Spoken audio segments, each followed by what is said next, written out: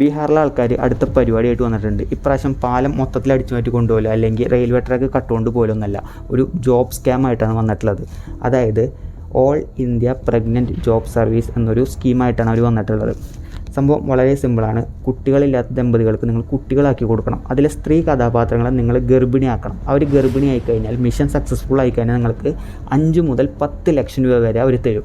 ഇനിയിപ്പോൾ മിഷൻ അൺസക്സസ്ഫുള്ളാണ്, അവർ കൺസീവ് ചെയ്തില്ലെങ്കിലും നിങ്ങൾ പേടിക്കേണ്ട, നിങ്ങൾക്ക് പ്രോത്സാഹന സമ്മാനം എന്ന രീതിക്ക് 50,000 മുതൽ 1 ലക്ഷം രൂപ വരെ തരും. എങ്ങനെ തന്നെയാണെങ്കിലും ഒരു വിൻ വിൻ സിറ്റുവേഷനാണ്. പാർട്ടിസിപ്പേഷൻ ഗിഫ്റ്റൊക്കെ ഉണ്ട്. ഇനി എങ്ങനെ രജിസ്റ്റർ ചെയ്യാം? അവർ നിങ്ങളുടെ അടുത്ത് കുറച്ച് ഗവൺമെൻറ് ഡോക്യുമെൻറ്റ്സ് ചോദിക്കും, പാൻ കാർഡൊക്കെ പോലത്തെ. അതിനുശേഷം നിങ്ങൾ 799 രൂപയുടെ ഒരു 1 ടൈം രജിസ്ട്രേഷൻ ഫീ കൊടുക്കണം. ഇത് കൊടുത്തു കഴിഞ്ഞാൽ അവർ കുറച്ച് ലേഡീസിൻ്റെ ഫോട്ടോസ് നിങ്ങൾക്ക് അയച്ചു തരും. നിങ്ങൾ അതിനൊന്ന് സെലക്ട് ചെയ്ത് കഴിഞ്ഞാൽ നിങ്ങളുടെ നിയറസ്റ്റ് ഹോട്ടലായിട്ട് അവർ കണക്ട് ചെയ്യും. ഈ ഹോട്ടലായിട്ട് കണക്ട് ചെയ്യുകയാണെങ്കിൽ നിങ്ങൾ കുറച്ചും കൂടെ അഡ്വാൻസ് അവർക്ക് കൊടുക്കണം. നിങ്ങൾ അഡ്വാൻസ് കൊടുത്തു കഴിഞ്ഞാൽ പിന്നെ അവർ വിവരമില്ല. ബീഹാർ പോലീസ് ഓൾമോസ്റ്റ് 3 ആളെ ആദ്യം പിടിച്ചു. അതിനുശേഷം ഒരു 8 ആളെയും കൂടി പിടിച്ചു. മൾട്ടിപ്പിൾ മൊബൈൽ ഫോൺസും സിമ്മും അതുപോലെ സിസ്റ്റംസും എല്ലാം അവർ പിടിച്ചിട്ടുണ്ട്. ഓൾമോസ്റ്റ് 10,000 ആൾക്കാർ ഈ സ്കാമിൽ പെട്ടിട്ടുണ്ടെന്നാണ് പറയണത്. ബീഹാറിൽ മാത്രമല്ല, പല സ്ഥലങ്ങളിലും ഈ സ്കാം നടന്നിട്ടുണ്ടെന്നാണ് ഇപ്പോൾ വരുന്ന ന്യൂസും കാര്യങ്ങളൊക്കെ. എന്തായാലും